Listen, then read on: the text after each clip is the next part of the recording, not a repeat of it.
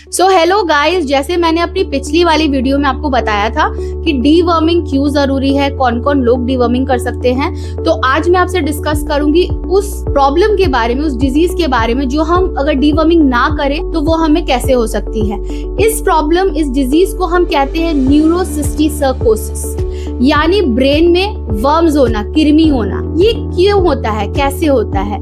ये उन लोगों को ज्यादातर होता है जो अनहाइजीनिक फूड या वाटर को इंजेस्ट करते, कंज्यूम करते हैं। और जब हम बहुत अनहाइजीनिक तरीके से फूड को प्रिपेयर करते हैं या हमारा वाटर क्लीन नहीं होता है या हम प्रॉपरली अपनी fruits, vegetables, specially nonveg food को अगर क्लीन नहीं करते हैं तो ये प्रॉब्लम बिल्डअप हो सकता है।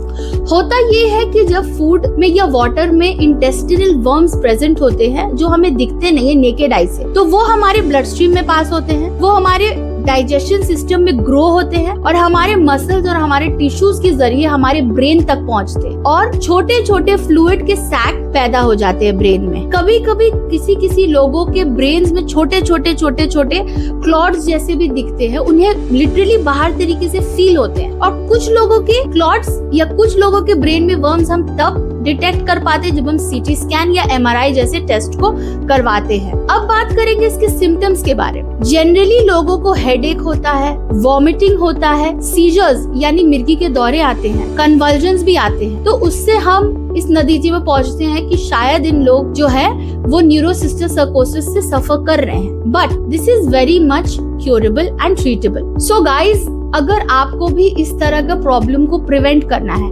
न्यूरोसिस्टिसर्कोसिस जैसी प्रॉब्लम से बचना है, तो आपको भी रेगुलरली डीवर्मिंग करना चाहिए, इररिस्पेक्टिव आप किसी भी एज में है।